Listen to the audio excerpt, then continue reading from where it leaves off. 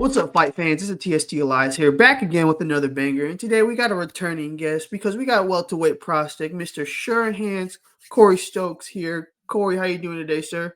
Good. How you doing, Elias? And I'm good, but great, man. Blessed to have you here, man.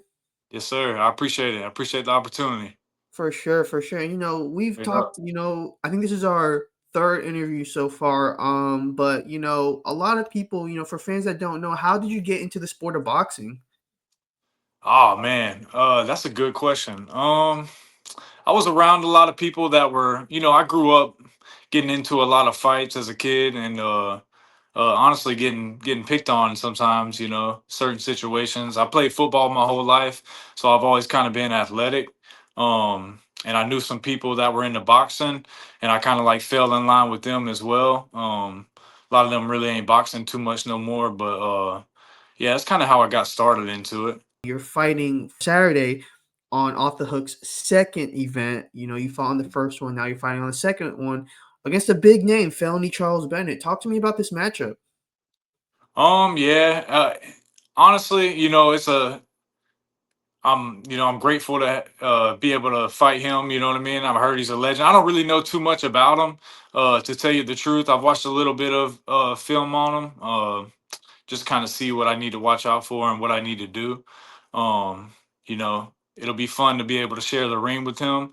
But really, it don't really matter who my opponent is. I'm, just staying sharp and working on my stuff. That's really the main key. Yeah, for sure. And what has been the biggest, focus in this training camp? Uh, just really letting my hands go. I know I had a little struggle with the weight cut last time. It was kind of shorter notice than this, so I've had a long time to prepare for this camp. So it's been a great camp. I was able to do a little bit of strength and conditioning before, before everything got started for real, for real. So that was awesome. I built a good base, a lot better than probably any of my other camps. So I'm feeling nice and strong and ready to let my hands go. For sure. And you fought plenty of times on island fights, and now this is your second time fighting on Off the Hook. How does it feel to now be fighting on a pure boxing card on a regular basis?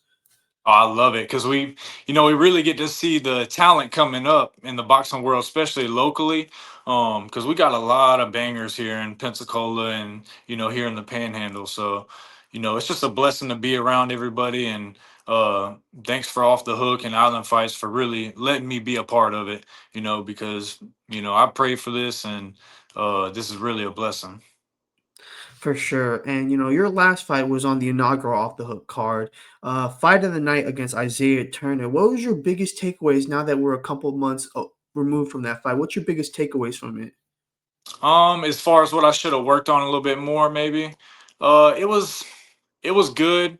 I didn't let my hands go as much as I wanted to. He did catch me with a good right hand in the beginning, which kind of I was my main goal for that fight was to win the first round because I know if I win the first round, the rest of the rounds will come easier. I'm just kind of like that. I get better the more I go. I've always kind of been like that. But it was a great matchup. His record really doesn't speak for how good of an opponent that he is. And he came in there ready to beat me, with the same mindset that I had with him. So, I respect that. And he gave it all he had. Same with me. I think the difference of what I could do this fight is definitely let my hands go a little bit more. And like I said, win that first round. For sure. And, being from Pensacola, Pensacola has a rich history of boxing, going down decades, even going back down to the 60s. And, even today, there's just a whole bunch of resources. Obviously, Devin and Dylan are fighting on this card. Saban's also fighting on this card. You train with, former WBA featherweight champion Smoke Gainer. You Yeah. know, how does it feel to have all these reliable resources to help you grow as a fighter? Oh, it's really what every fighter dreams of, honestly. And I'm just blessed, man. Like I say multiple times, I've been around these guys for a long time. I've looked up to Devin for a long time. He's been holding it. I think he's been pro as long as I've been boxing. You know what I mean? So, what a blessing to be able to work with these guys and to be a part of, what they have going on as well. Because I wouldn't be where I'm at right now if it wasn't for everybody around me. That's 100%. Coming up as a pro, this is your, I believe, your third fight in 2025. How important is it to stay active early in your pro career? Oh, it's very important. And I'm starting to learn it more and more as I go. I was pretty active as an amateur. I took a couple layoffs. But amateur is just amateur. But really, with this pro game, you really have to stay on your stuff and stay ready to fight at all times. I've had to take a lot of focus. I've had a lot of, not a lot. I can't say a lot. I've had a few things kind of distract me from what my ultimate goal is in life, and I've really had to cut them things out of my life, and I've sacrificed a lot to get to where I'm at. And this has not come overnight, So I'm grateful for the opportunity to be a better person, because that's really what boxing does for us. You know, it turns us fighters into better people, honestly. For sure. And I've asked a lot of people this. I ask you the same thing. Amateur fighting in the amateurs. Less rounds. A lot more volume. That you throw in that round. What was the biggest adjustment from going from fighting as an amateur to fighting as a pro? I know a lot of the island fights was kind of similar to the pro style, honestly, which really got me ready for that. Honestly, that's a great thing that they have right there. Getting amateurs ready for the pros. The only difference is the gloves are a little bit smaller. Um, but it's great because that's a pro atmosphere. Even though it's amateurs, it's really a pro atmosphere, and it really gets you ready. I had a lot of USA boxing matches at first that got me ready to do the island fights, and then once I started doing the island fights, that's when I knew I was ready to go. And that's really what got me ready. And the longer rounds, I think the rounds are a minute longer. Which works out in my favor. I've always been like a pro style boxer, anyways, compared to an amateur. I'm trying to set stuff up compared to just getting in there and throwing a bunch of crazy stuff. So, It's interesting because as you rise up the ranks, boxing is a slow burn sport. You're not going to see the fruits of your labor like right from the jump. Sometimes you got to work and you have family and you got to kind of balance, work and life and training. How important is it to keep a solid balance as you rise up the pro ranks? it's very important. Because you really want to be a role model for your kids and your family members around you. I think that's very important to me. Just to show them that you got to keep going no matter what's going on in life. Keep fighting back.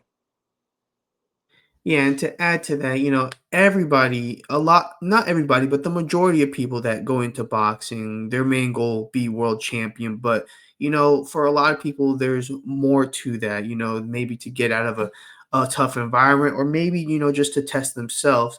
What is your biggest why for continuing to box? That's a good question. I do want to become world champion. I know it will happen. Um, but yeah, the ultimate goal is to, be a great role model for my kids and be able to take care of the people around me. Because I know they deserve it and they do the same for me. So, I just love to be able to return the favor and to help. And also, one more thing, I do also want to be able to help the kids coming up, kids that were like me, somebody that really just needed an outlet, and didn't really know. So I don't think everybody should do boxing, but as far as competitive and competing, but I feel like they should all, you know be able to overcome certain things. And it's great, it's worked out for me, and I feel like it can work out for a lot of other people the exact same way. And Corey, my last question for you, man, is what can fans expect when you step in the ring Saturday night against felony Charles Bennett? Oh man, just high class, letting my hands go. uh Everything's gonna work out. I know. I don't really know what he's coming with, but I'm ready for whatever. I'm gonna fight inside, outside, wherever I have to go. I'm ready for it all. This has been a great camp, probably my best camp yet. So, like I said, I'm just focused and ready, man. Sure hands, Corey Stokes, thank you so much for taking the time out to talk to me today. I am looking forward to seeing you in the ring, and I'm wishing you nothing but the best of luck. Appreciate it, Elias.